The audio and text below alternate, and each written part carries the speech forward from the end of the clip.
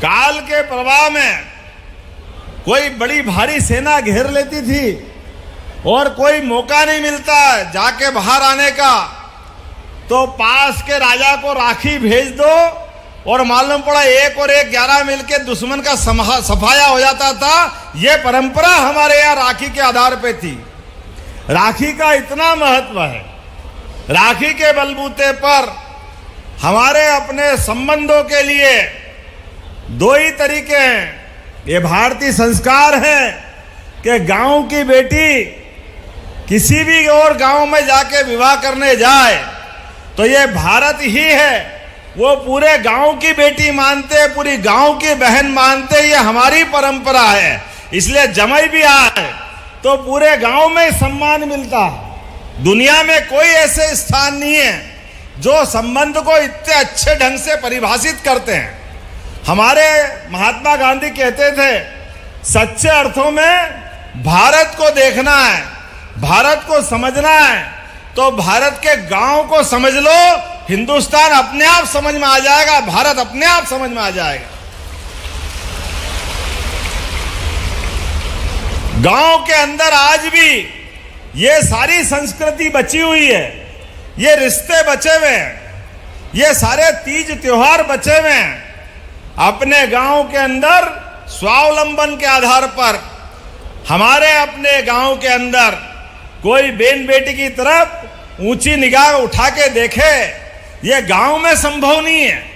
ये बाजार में ही संभव हो सकता है, ये बाजार में ही नाटक हो सकता है। गांव तो अपने आप ठीक कर देते हैं ऐसे माहौल को, कोई बाजार वाले की हिम्मत हो तो सुधार देते हैं। और जिस जगह मैं बोल रहा हूं, इस विश्वविद्यालय का नाम तो अवंतिका है।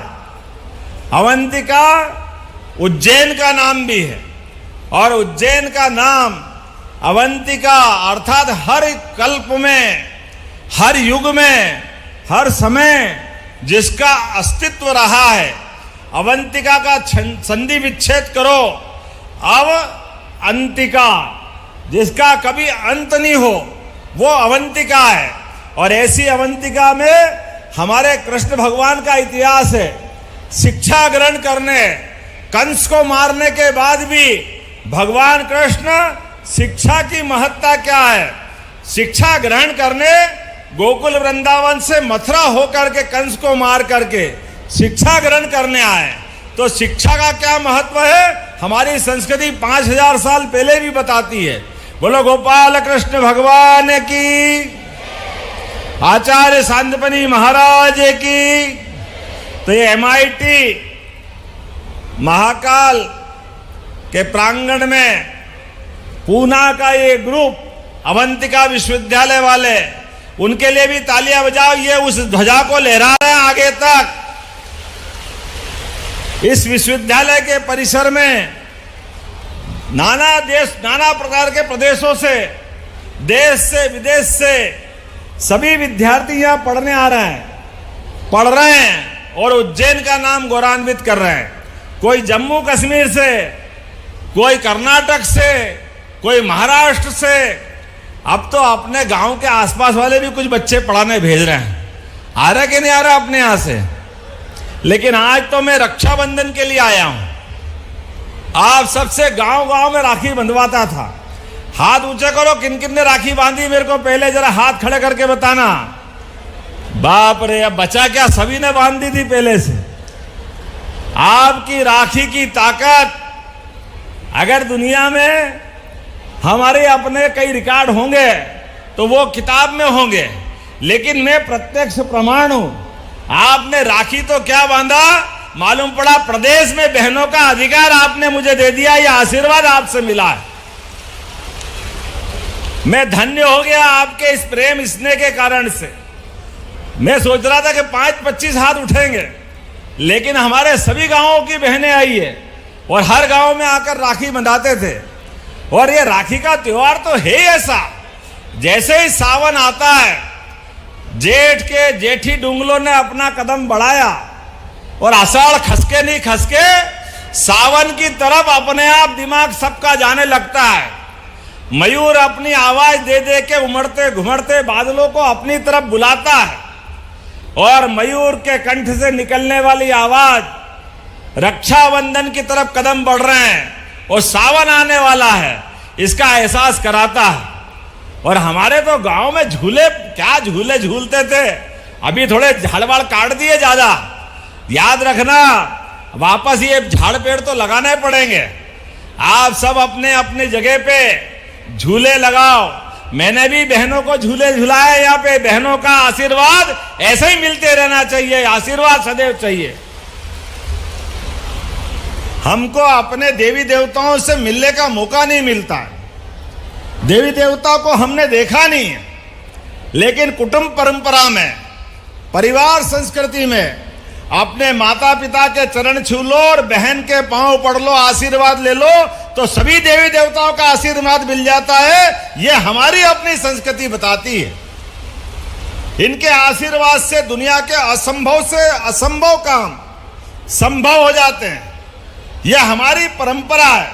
इसी के कारण से तो हजारों साल से दुनिया में कई देश हैं। कोई अमेरिका, वो पिताजी के नाम पे, इंग्लैंड पिताजी के नाम पे, लेकिन एकमात्र देश जो माता बहनों के नाम पे है।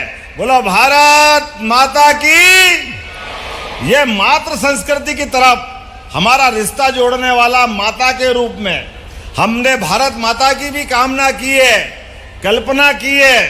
तो जिनके तीन तरफ से समुद्र चरण पखार रहा है और मुकुट मस्तक पे जम्मू कश्मीर का हिस्सा और दोनों तरफ विंध्याचल और सह्याद्री, दोनों बाह फैला करके हिमालय से गंगा और यमुना की धारा बहाते हुए प्रेम की गंगा बहाने की कोई किसी देश का नाम है, उसको भारत माता कहते हैं। और केवल हमारे देश की बात नहीं करें, हमने तो नव ग्रह में भी, सारे ग्रह में से पृथ्वी वसुंधरा को भी माता माना है। बुध, गुरु, शुक्र, शनि, ये सब पुरुष प्रधान है। माता अगर कोई है तो ये वसुधा है, वसुंधरा है। आज के इस अवसर पर चूंकि सावन का महीना है और बहनों ने आशीर्वाद दिया, थोड़ा विलंब से आया हूं, आपसे क्षमा चाहता हूं, लेकिन आया हूं तो खाली हाथ नहीं आया हूं। लाडली बहनों के खाते में जरूर पैसे डले होंगे। किस किस के डले, हाथ खड़े करके बताना। बाप रे बाप, बचे ही नहीं कुछ। अपने आप के लिए ताली बजा दो, सबके खाते में आ गए।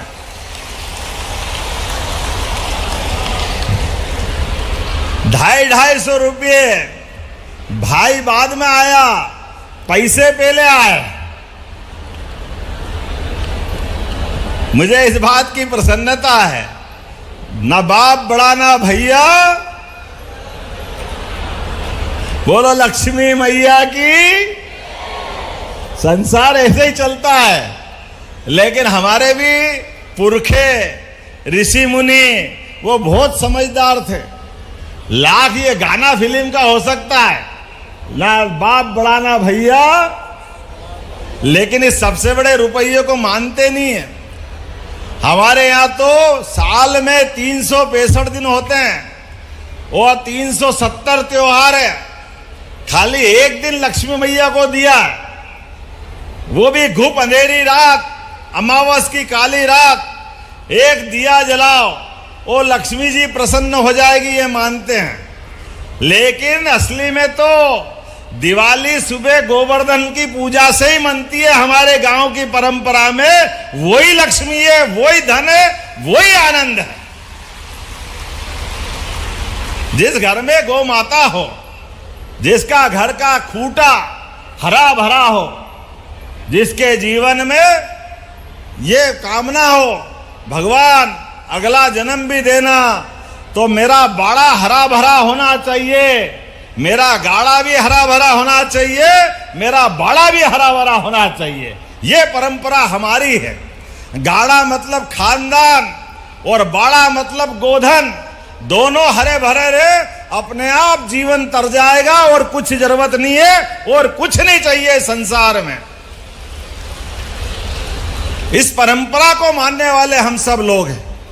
मुझे इस बात की प्रसन्नता है और आपकी राखी की ताकत से जब मुझे आपने दिल्ली पहुंचाया है, तो अब भाव राखी बांधना पड़ेगी। भाव राखी आपकी भावना उधर से व्यक्त हुई, बहनों की आंखों की चमक मिली। मैं पुष्प वर्षा कर रहा था, बहनों का आशीर्वाद मिल रहा था। मुझे लगा दोनों हाथ में कोई जगह ही नहीं बच रही, पूरे शरीर में राखी राखी बंध गई। यह आशीर्वाद आपका मिल गया। अरे राखी का धागा तो बंधन है, सच्चे अर्थ में तो आशीर्वाद की आकांक्षा है, और आशीर्वाद आपने दिया है, भरचक दिया है। अभी तक के सारे रिकॉर्ड तोड़े ग्रामीण मंडल में। आपको प्रणाम करता हूं, आपको बधाई देता हूं। आपकी राखी ने क्या राखी बांधी। मैं तो गया था भोपाल में कि वापस जाके आऊंगा, मुझे क्या मालूम कि आपकी राखी की ताकत से वही मुख्यमंत्री बना देंगे, और 8 महीने बाद आपके बीच में आ रहा हूं। मैं तो समझ ही नहीं पाया कि ये कौन सी दुनिया में आया। मुझे मालूम नहीं था आपकी राखी इतनी ताकतवर है। लेकिन बहनों की ताकत है तो भाई भी आपके लिए सदैव तैयार रहेगा, जीवन भर तैयार रहेगा। आपका प्रेम इसने मिलता रहेगा। विकास के मामले में उज्जैन संभाग ने, पूरा प्रदेश लगातार एक के बाद एक विकास के नए नए कीर्तिमान रखेगा। यशस्वी प्रधानमंत्री श्रीमान नरेंद्र मोदी जी के लिए जोरदार अभिनंदन करो। नरेंद्र मोदी जी के लिए, जिनके नेतृत्व में भारत दुनिया की 5वीं अर्थव्यवस्था बना है, जिनके नेतृत्व में भारत दुनिया की 3री अर्थव्यवस्था बनने के लिए आगे बढ़ रहा है। और ये माता बहनों की इज्जत हमारी भाजपा की मन की भावना के आधार पर अभी 50% आपको आरक्षण मिल रहा था। नगर पालिका, नगर पंचायत, स्थानीय निकाय, कोऑपरेटिव बैंक, सभी संस्थाएं 50% पे।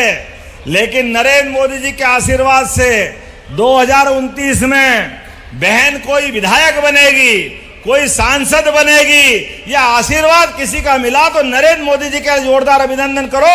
बहनों को यह मान सम्मान दिलाया है। और बहनों का तो हमारी परंपरा पुरानी है।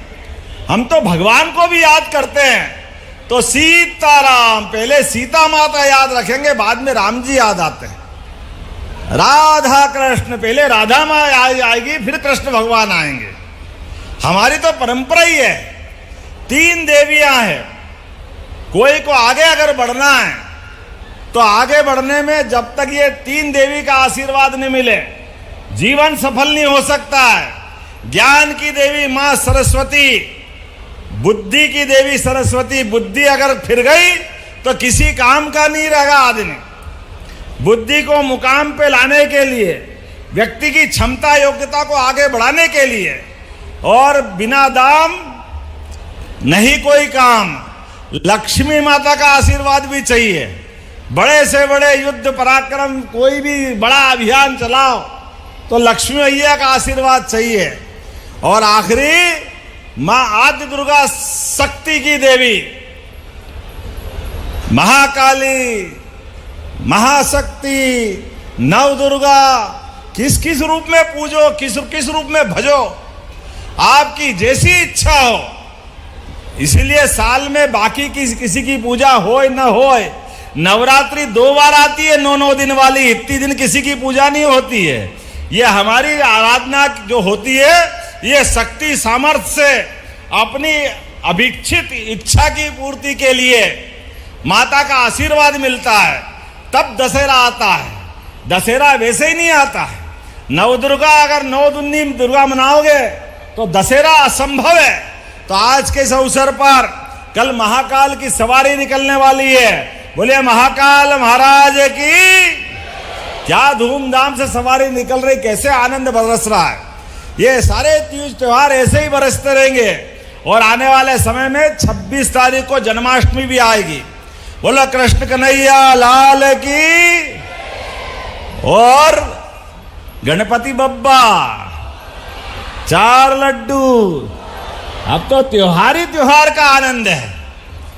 क्या आनंद आता है। हमारे तीज त्योहार कैसा उत्साह उमंग देता है। आज जितनी बहनें आई, खाली हाथ मत जाना। आपके माध्यम से आशीर्वाद में तो राखी मेरे को मिल गई है, लेकिन हर बार मैं गिफ्ट देता हूं आपको, कोई ना कोई उपहार देता हूं। यहां भी मिलने वाला होगा। पहले मिल गया तो मेरे को मालूम नहीं, मिल गया हो तो हाथ खड़े कर देना, और नहीं तो बाद में सबको मिलेगा। लेके जरूर जाना, आपका आशीर्वाद सदैव मिलता रहे। विकास के मामले में उज्जैन जिले में कोई कोर कसर नहीं रहेगी। बहुत बहुत धन्यवाद। भारत माता की जय।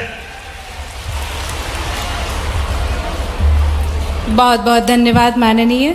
और आपसे विनम्र आग्रह, प्राणपुर परियोजना की सफलता की गाथा अवंतिका विश्वविद्यालय ने एमपी टूरिज्म की मदद से प्रदेश के प्राणपुर गांव में एक अनूठी पहल की है, जिसने राष्ट्रीय स्तर पर ध्यान खींचा है।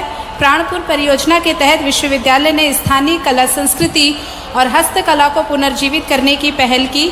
आपसे निवेदन है कि कृपया कर आप इन्हें सम्मानित कर अनुग्रहित करें। माननीय श्री नितिन राणे जी, कुलपति अवंतिका विश्वविद्यालय, मैं ससम्मान मंच पर उन्हें आमंत्रित करती हूँ। माननीय श्री गणेश पाटिल जी, कुल सचिव अवंतिका विश्वविद्यालय, जोरदार करताल ध्वनियों से हम स्वागत करते हैं इनका। इस परियोजना के माध्यम से अवंतिका विश्वविद्यालय के छात्रों ने ग्रामीण समुदाय के साथ मिलकर काम किया है। चंदेरी की डिज़ाइन की साड़ियों के डिज़ाइन घरों को सजाया है, टूरिज्म को बढ़ावा दिया है, बेस्ट टूरिज्म विलेज का अवार्ड मिला है और गांव का समग्र विकास भी हुआ है।